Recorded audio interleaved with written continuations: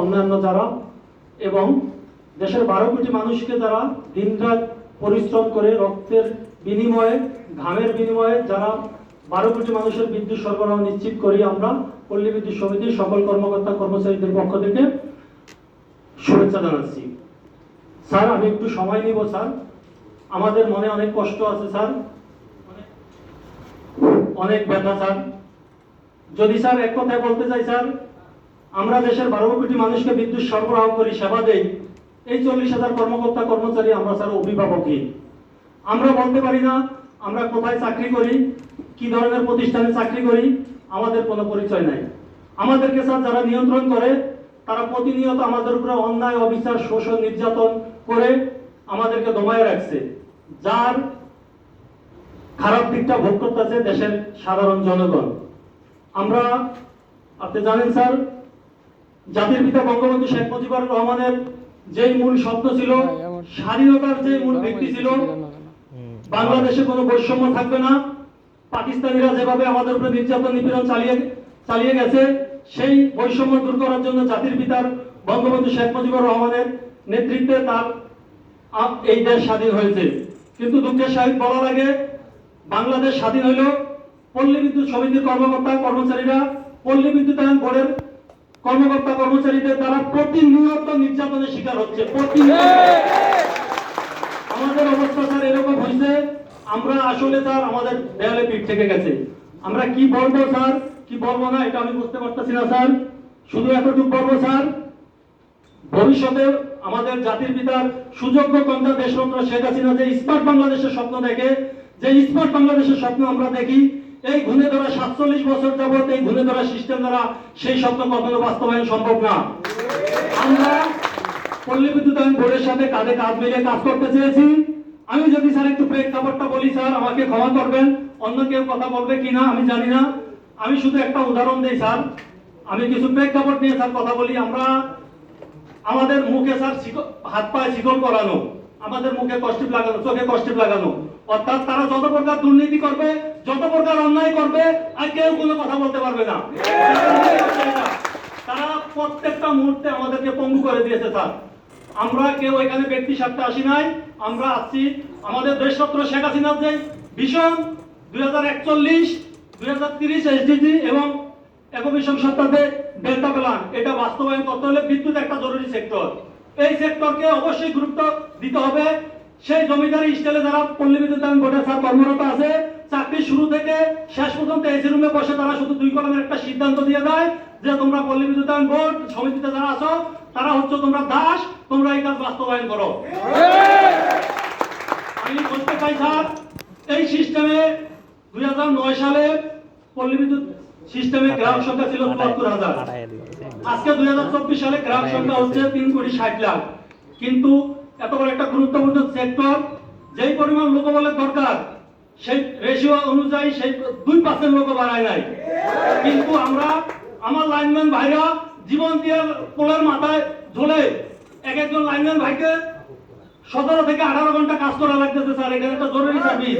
একটা অভিযোগ করছে 10-12 হাজার গ্রাহক 15,000 গ্রাহক তারা ইনস্ট্রাকশন তৈরি করছে অবৈধভাবে স্যার। যেটা সরি স্যার এইভাবে এই কারণে বললাম, কারণ 2013 সালের পল্লী বিদ্যুতায়ন বোর্ড আইন অনুযায়ী পল্লী বিদ্যুতায়ন বোর্ড এবং পল্লী বিদ্যুৎ সমিতি একই ধরনের সংস্থা এবং আমরা জরুরি সার্ভিস একটু পাই। কিন্তু তারা আমাদেরকে, যেখানে পল্লী বিদ্যুতায়ন বোর্ড আইনে স্পষ্ট বলা আছে পল্লী বিদ্যুৎ সমিতির জন্য কোনো কিছু প্রণয়ন করতে হলে সরকারের পূর্ব অনুমোদন এবং গেজেটভুক্ত হতে হবে। আমি জানতে চাই পল্লী বিদ্যুতায়ন বোর্ডের এখানে যারা আছেন আমাদেরটা কেন গেজেটভুক্ত হয় নাই, কেন সরকারের অনুমোদন নেওয়া হয় নাই?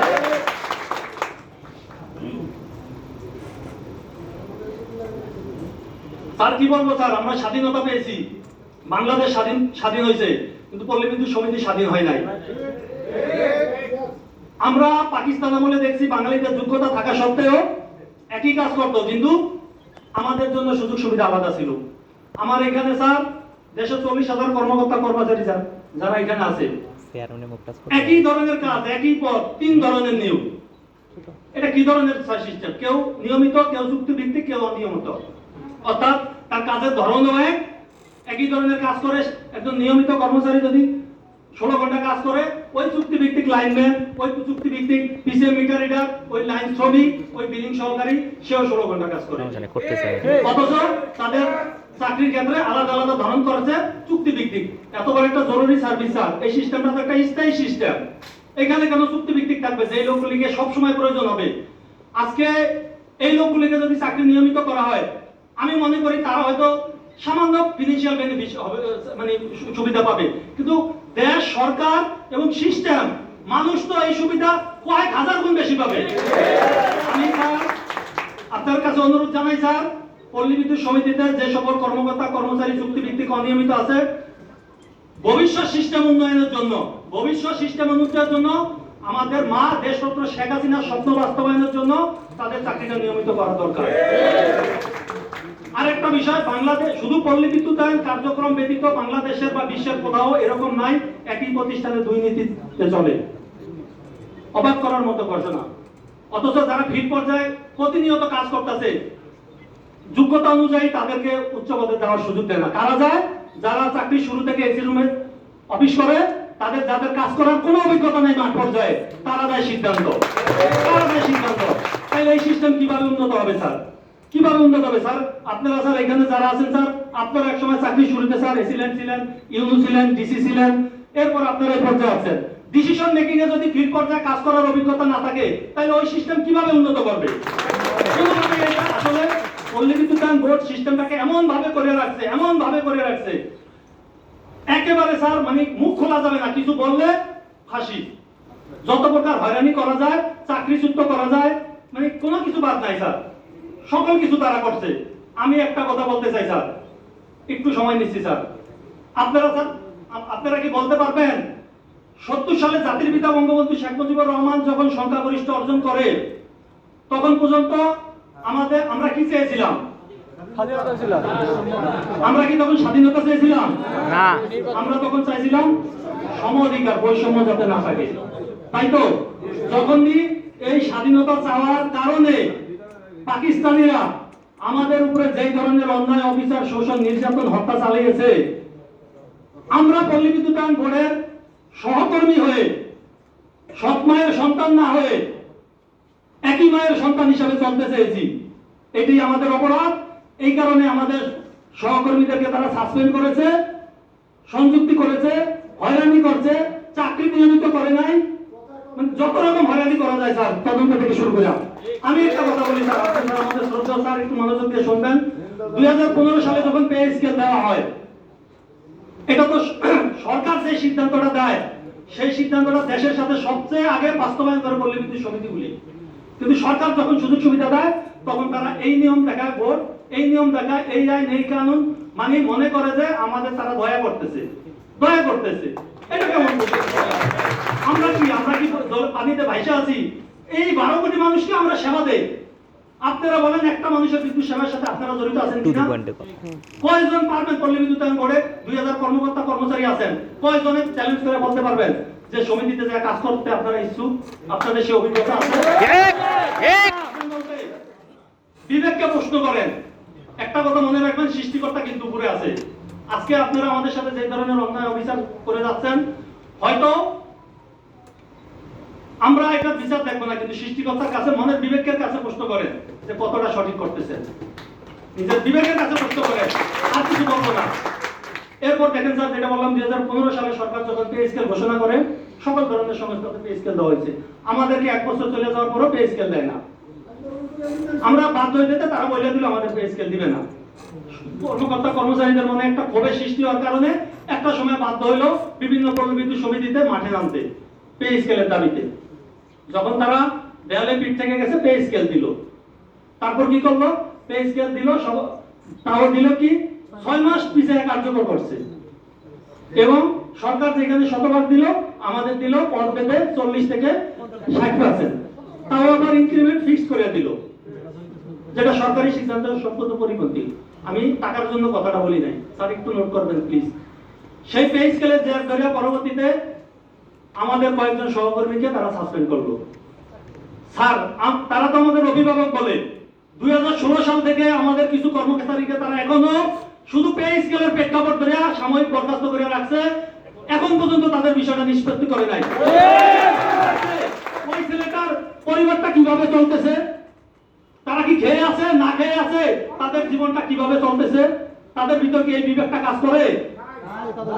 কেন এটা হলো না? পে স্কেল কেন দিল না? বিচার হতো ওনাদের সরকার ঘোষণা করে কেন পে স্কেল দেওয়া হতো না? এই বিচার দায়ভার তো তাদের, অথচ আমাদের সহকর্মীকে সামনে 8 বছর যাবত একটা মানে কি পাকিস্তানিরাও তো এত এত মানে এত খারাপ ছিল না আমাদের। ঠিক আস্তে আস্তে আস্তে স্যার, আমার কথায় স্যার অন্যায় নিবেন না স্যার।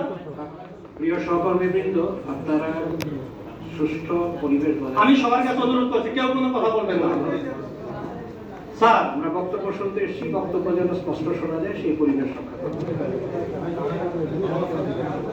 স্যার আমাদের কোনো দাবি নেই স্যার, আমরা আপনারা আমাদের ডাকছেন, আমাদের ব্যক্তিগত কোনো দাবি নেই। আমরা স্মার্ট বাংলাদেশের স্বপ্ন দেখি, বঙ্গবন্ধু সোনার বাংলা স্বপ্ন লালন করি। এইখানে আপনারা বিচার করবেন, এই গুণে ধরা এই দুর্নীতিগ্রস্ত একটা প্রতিষ্ঠান যারা হাজার হাজার কোটি কোটি টাকার মালামাল ক্রয় করছে, আপনি অন্যান্য বিদ্যুৎ বিতরণকারী সংস্থার সাথে তুলনা করেন। আমাদের স্যার আছেন রেসকোর চেয়ারম্যান, দেখেন স্যার আমাদের সিস্টেমে যে ধরনের মালামাল ব্যবহার হয়, আপনি ফিজিক্যালি স্যার তদন্ত করান, এটা কতটা গুণগত মান সম্পন্ন। শুধুমাত্র লো কোয়ালিটির মালামালের কারণে দেশের 12 কোটি মানুষ এই যে বিদ্যুৎ ভোগান্তির শিকার হচ্ছে, এই দায়ভার কার?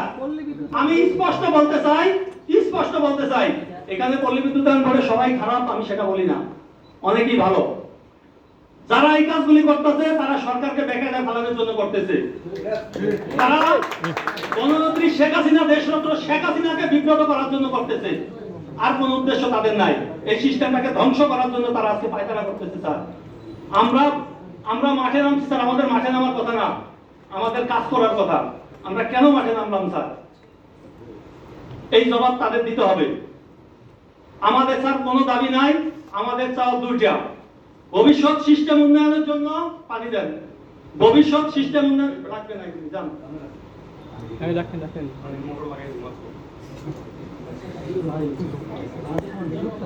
আমরা অনেক কিছু স্যার বৈষম্যের কথা বলছি আপনাদেরকে।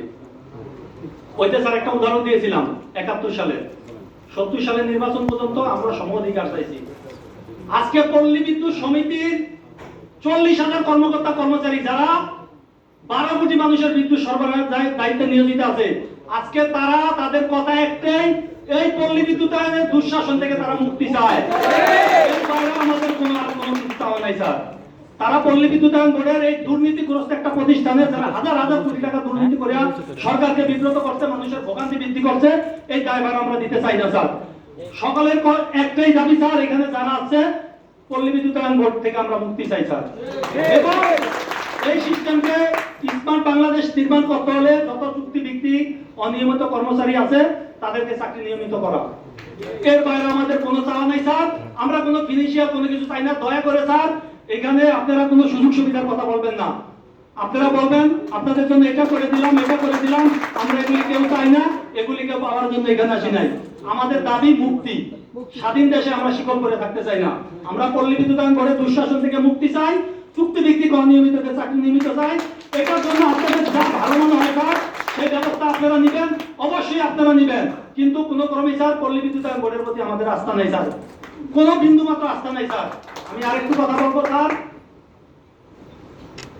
47 বছর যে ক্ষোভ, যে নির্যাতন, এর একটু একটা প্রেক্ষাপট ধরে আমি স্যার টানি। পল্লী বিদ্যুতায়ন বোর্ড আমাদের নিয়ন্ত্রণকারী সংস্থা। আমরা প্রথমেই বলেছি আমরা তাদের ভাই হয়ে থাকতে চাই, সৎ ভাই না। 28 জানুয়ারি 80টা পল্লী বিদ্যুৎ সমিতির কর্মকর্তাদের পক্ষ থেকে পল্লী বিদ্যুতায়ন বোর্ডের চেয়ারম্যান স্যারের কাছে শুধুমাত্র আমাদের পদমর্যাদা, পদ পদবীর বিষয়ে একটা স্মারকলিপি দেওয়া হয়েছিল আমাদের প্রত্যেকটা পল্লী বিদ্যুৎ সমিতির জিএম স্যারদের মাধ্যমে। স্যার আপনি বলেন স্যার, আমরা আমাদের যথাযথ কর্তৃপক্ষের মাধ্যমে যদি আমাদের চেয়ারম্যান স্যারের কাছে একটা আবেদন করি, এটা কি আমাদের অপরাধ স্যার? আপনারা বলেন স্যার, এই প্রশ্নটা আমার রইল স্যার। সেই প্রেক্ষাপট ধরে তাদের যে অন্যায় অবিচার শুরু হয়েছে ভোলা থেকে, একজন কথিত পরিচালকের নির্দেশে ওইখানে যে জিএম স্যার আছে, ওই কথিত পরিচালকের সকল অডিও রেকর্ড, সকল ভিডিও রেকর্ড আমাদের কাছে আছে স্যার, আপনি চাইলে আমি দিতে পারবো। সেই কারণে স্যার কেন স্মারকলিপি দিল, এই কারণে ওইখানে তাকে শোকজ করে ওইখানে 2 জন সহকর্মীকে তারা সাময়িক বরখাস্ত করছে এবং 2 জনকে স্টার রিলিজ করছে। কেন তারা স্মারকলিপি কেন দিল, কেন চাইলো? আমি আপনার কাছে স্যার চেয়ারম্যান স্যারের কাছে জানতে যাবো, বা যারা আছে তাদের কাছে জিজ্ঞেস করবেন এটা কি তারা অন্যায় করছে, এই কাজটা কেন করলেন আপনারা? যদি তারা যুক্তি দেখাইতে পারে আমরা নাকে খড় দিয়ে এখান থেকে বেরিয়ে যাব। এরপরে স্যার যখনই তারা শুধু সাময়িক বরখাস্ত করে ক্ষান্ত হয় নাই, তারা বিভিন্ন ভাবে কারাইগুলি করতেছে, বিভিন্ন জায়গা থেকে তথ্য নেওয়া শুরু করছে হয়রানি করার জন্য। পরবর্তীতে আমরা 4 এপ্রিল বিদ্যুৎ প্রতিমন্ত্রী মহোদয়ের দপ্তরে একটা স্মারকলিপি দিই, যেহেতু তাদের কাছে আমরা ফয়সালা পাই নাই এবং এটা নিয়ে আমরা নির্যাতনের শিকার হয়েছি।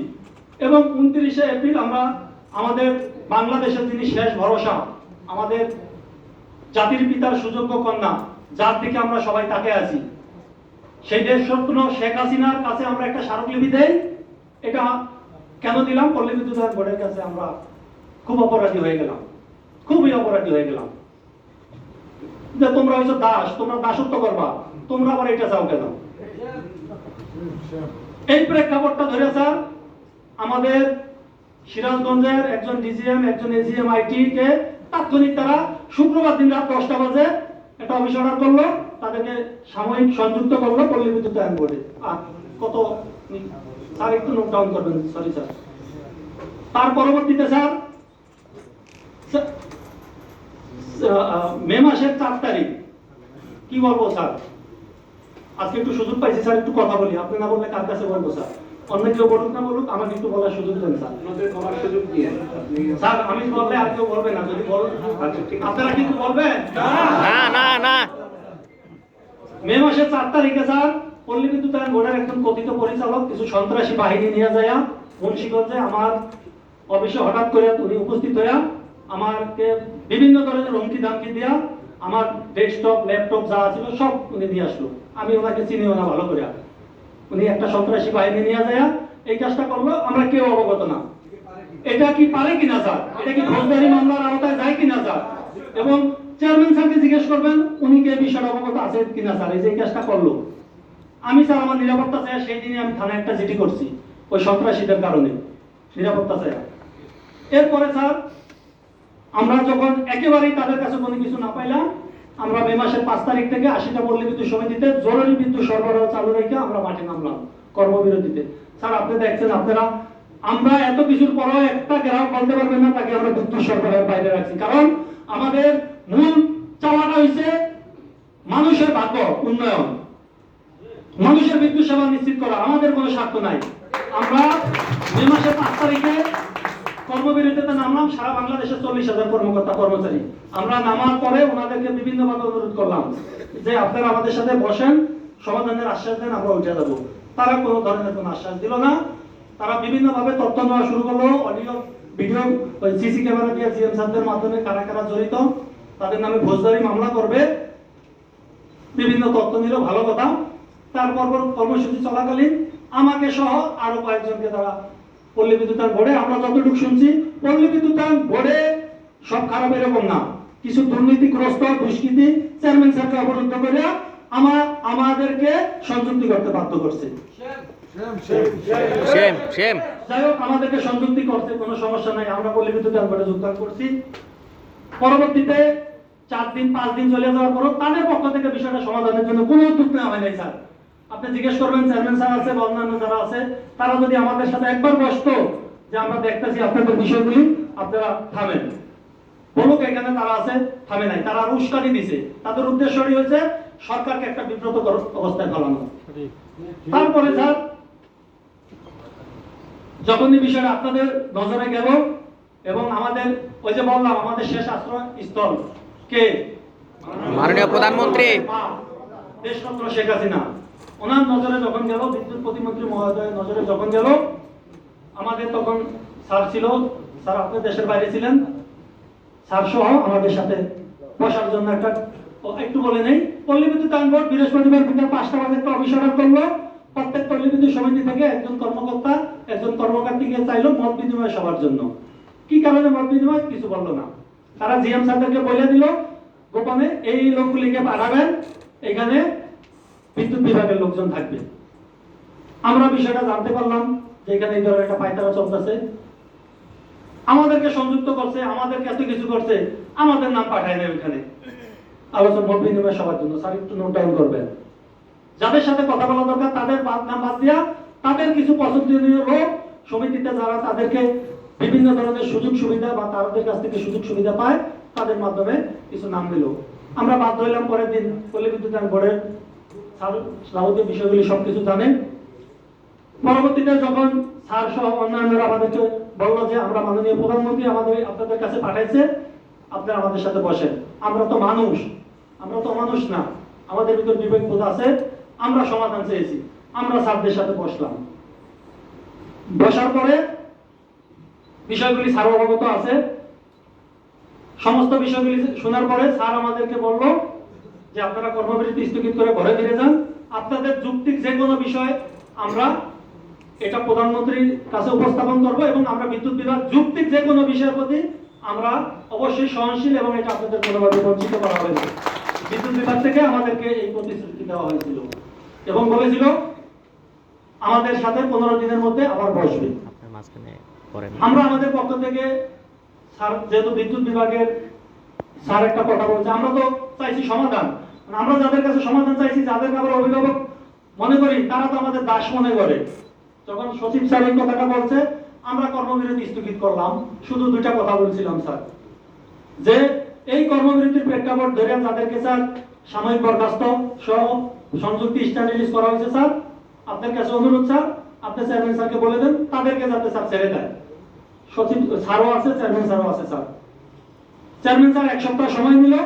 1 সপ্তাহ যেহেতু ওই বরখাস্তকালীন যারা তাদের তো একটা তদন্ত হয়েছে, 1 সপ্তাহের মধ্যে আমরা বিষয়টা সমাধান করে দিব। সচিব স্যারও বলে দিল।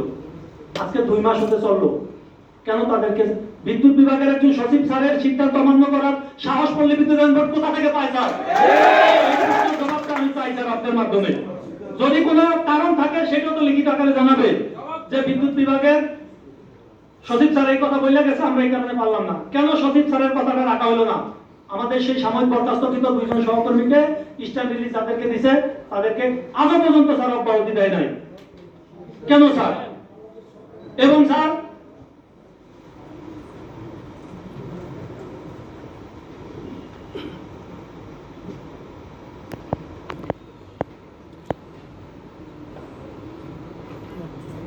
তারপরে দেখেন স্যার তারা যে কাজটা করলো, বিদ্যুৎ বিভাগের সচিব স্যার যেখানে আমরা কর্মবিরতি স্থগিত করার আগে আরেকটা কথা বলেছিলাম স্যার। আমরা বলেছিলাম স্যার এই দুর্নীতিগ্রস্ত প্রতিষ্ঠানের কর্মকর্তাদের প্রতি আমাদের বিন্দুমাত্র আস্থা নেই। আমি সবাই আবার বলতেছি সবাই খারাপ এরকম না, অনেকেই ভালো। তবে ওই সকল দুর্নীতিগ্রস্ত যারা আছে তাদের কারণে ওইখানে যারা সৎ মানুষ আছে, ব্যক্তিত্ববান মানুষ আছে, তারা বাইরে ওঠে না। তাদের কারণে স্যার দেখেন ওইখানে সিদ্ধান্ত হলো 15 দিনের মধ্যে আমাদের সাথে বসবে এবং 7 দিনের ভিতর আমাদের কাছ থেকে লিখিত চাইলো। আমাদের এডিশনাল সেক্রেটারি স্যার বলছেন আমরা 7 দিনের মধ্যে পাইনি। স্যার আমরা কিন্তু 6 দিনের মাথায় জমা দিয়ে দিয়েছি পল্লী বিদ্যুৎ কোর্টে, 7 দিন যায়নি স্যার। সারা বাংলাদেশের প্রায় শতভাগ কর্মকর্তা কর্মচারী স্বাক্ষরিত 37,542 জন কর্মকর্তা কর্মচারী স্বাক্ষরিত স্মারকলিপি এবং সিস্টেম উন্নয়নের জন্য পল্লী বিদ্যুৎ বোর্ডের যে সকল পরিবর্তন আনা আমরা মনে করছি প্রয়োজন, কাঁধে কাঁধ মিলিয়ে কাজ করার জন্য যে বিষয়গুলি প্রয়োজন সেই বিষয়গুলি আমরা উপস্থাপন করছি। কিন্তু স্যার কি করলো? বিদ্যুৎ বিভাগের সিদ্ধান্ত অমান্য করে তারা ঘূর্ণিঝড় রেমালের বিষয় নিয়ে 80টা পিবিএস এর জিএম স্যারদেরকে ডাকলো কি ঘূর্ণিঝড় রেমালের বিষয় নিয়ে। অথচ বিদ্যুৎ বিভাগের মিনটসের সিদ্ধান্ত অনুযায়ী বিদ্যুৎ বিভাগ আমাদের সাথে বসবে 15 দিনের মধ্যে। কিন্তু তারা সেই জিনিসটা বিদ্যুৎ বিভাগ আমি মনে করি স্যার এই জিনিসটা আপনাদেরকে জানায়ও নাই স্যার, আপনারা জানেন। তারা জিএম স্যারদেরকে বৈশা একটা কমিটি করলো, যার পেটে ক্ষুধা তাকে জিজ্ঞেস না করে আরেকজনকে জিজ্ঞেস করে তোমার ওর কি ক্ষুধা লাগছে কিনা।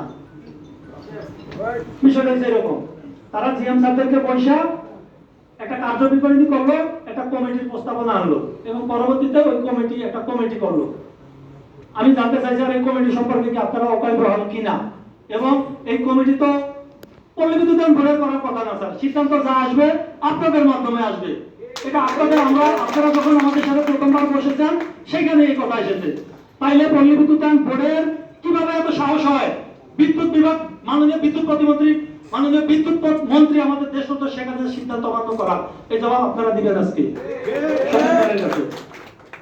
তারপর স্যার তারা তার কয়েকদিন পরেই আবার আমাদের সমিতি বোর্ডের সভাপতিদের ডাকলো, অন্য একটা প্রেক্ষাপট নিয়ে ডাইকা ওইখানে পল্লী বিদ্যুতায়ন বোর্ডের ঊর্ধ্বতন কর্মকর্তারা তাদেরকে বিভিন্ন মূলক উস্কানিমূলক কথাবার্তা বলছে, আমাদেরকে প্রতিহিত করার জন্য, আমাদেরকে দুষ্কৃতকারী বলছে।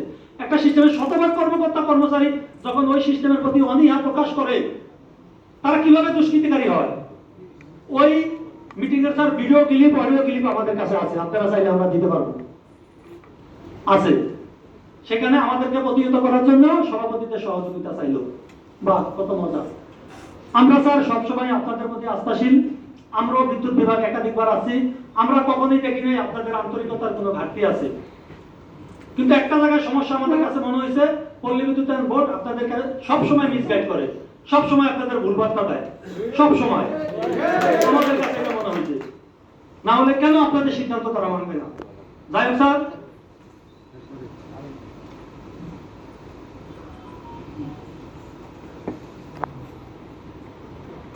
তারপর স্যার দেখেন, একটা সমিতি সর্বোচ্চ পদধারী ব্যক্তি হচ্ছে ওই সমিতির জিএম বা সিনিয়র জিএম। ওই প্রেক্ষাপট ধরিয়া যারা তারা মনে করছে এটার সাথে সম্পৃক্ত, হ্যাঁ অবশ্যই সম্পৃক্ত, আমরা শতভাগ কর্মকর্তা কর্মচারী এটার সাথে সম্পৃক্ত বলে আমরা অন্যায়ের বিরুদ্ধে এক হয়েছি। সেই প্রেক্ষাপট ধরিয়া আমি মনে করি পল্লী বিদ্যুতায়ন বোর্ডে যেহেতু তারা ওইখানে বোর্ডে চাকরি করে, ঠিক পর্যায়ে তাদের চাকরির অভিজ্ঞতার অনেক ব্যাপক ঘাটতি পাবলিক মোটিভেশন সম্পর্ক।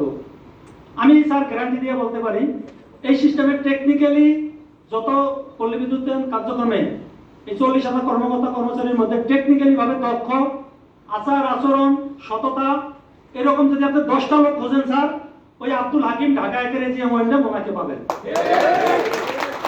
তার চাকরি নিয়মিত হওয়ার ডেট ছিল, সে এজিএম ওয়ার্ডার হিসাবে 2023 সালে যোগদান করছে ফেব্রুয়ারি মাসে, 2024 সালের ফেব্রুয়ারি মাসে তার চাকরি নিয়মিত হওয়ার কথা ছিল।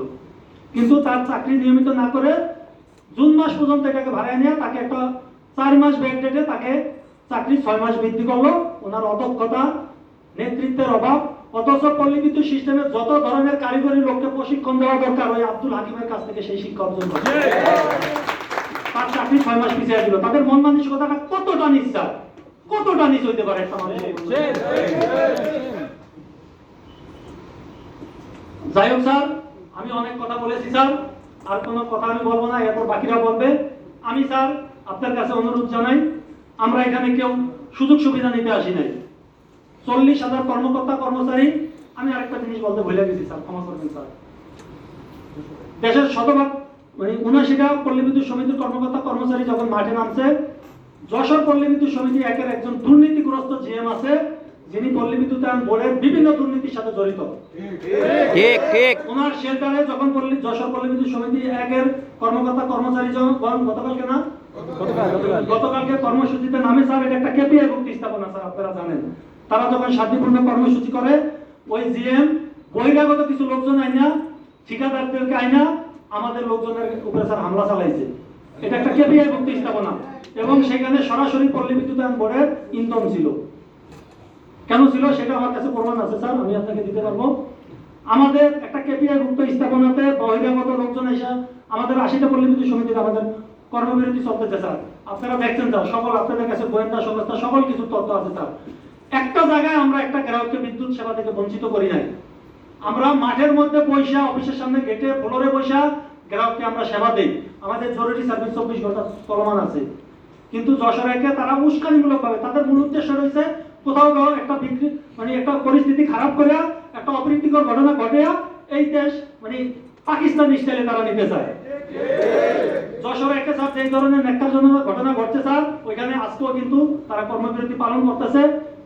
আমাকে তারা যেটা বলছে এবং আমরা যেটা আছি, আগামী 24 ঘন্টার মধ্যে যদি যশোরের একের ওই জিএম কে ওইখান থেকে ইস্টার্ন রিলিজ এবং ওএসডি না করে, ওই যশোরের যে কোনো পরিস্থিতির জন্য ওই জিএম এবং পল্লী বিদ্যুতায়ন বোর্ড দায়ী থাকবে স্যার। ঠিক ঠিক। এবং একই সাথে বিদ্যুৎ বিভাগের অধীনে এটা সুষ্ঠু তদন্ত আমরা চাই স্যার। আমি অবশ্যই, আমার কথা সবাই শুনতেছেন স্যার, আপনারা আমাদের যে বিচার করবেন সেটা করবেন।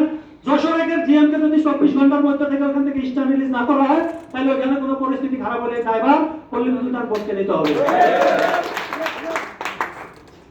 আমি প্রথমে বলেছি স্যার আমরা কোনো ফিনান্সিয়াল সুযোগ সুবিধা চাই না, আমাদের দয়া করে এই ধরনের কোনো কথা বলবেন না। আমরা 1971 সালে আছি এখন, আজকে আমরা নির্যাতিত 70 পার হয়ে 71 চলে গেছি। আজকে পল্লী বিদ্যুৎ সমিতির প্রত্যেক কর্মকর্তা কর্মচারী ওই দুঃশাসন নিপীড়ন থেকে মুক্তি চায়। আমাদেরকে স্যার আপনারা মুক্তি দেন, কি করবেন স্যার এটা আপনাদের ব্যাপার, আমরা তাদের কাছ থেকে মুক্তি চাই। মানুষকে, দেশের 80% মানুষকে যারা বিদ্যুৎ সরবরাহ করে তাদের মনে যদি ক্ষোভ থাকে স্যার, তারা যদি তাদের উদ্বোধনের উপরে স্যার নারাজ থাকে, শতভাগ কর্মকর্তা কর্মচারী তাদের কি কখনো স্যার দুষ্কৃতি বলা যায় স্যার? আমরা শুধু একটা কথাই বলবো স্যার, আমাদের চাওয়া একটাই, আমরা পল্লী বিদ্যুতায়ন বোর্ডের দুঃশাসন থেকে মুক্তি চাই, সকল চুক্তিভিত্তিক অনিয়মিত কর্মকর্তা কর্মচারীদের চাকরি নিয়মিত চাই। এর বাইরে আমাদের কোনো চাওয়া নাই, এর বাইরে আমাদের আর কোনো কিছু বলারও নাই। ধন্যবাদ স্যার, আমার কথায় যদি কষ্ট পেয়ে থাকেন আমাকে ক্ষমা দৃষ্টিতে দেখবেন। আমি আবারও বলছি, আমরা এই দুঃশাসন নিপীড়ন থেকে মুক্তি চাই, পল্লী বিদ্যুতায়ন বোর্ডের দুঃশাসন নিপীড়ন থেকে মুক্তি চাই।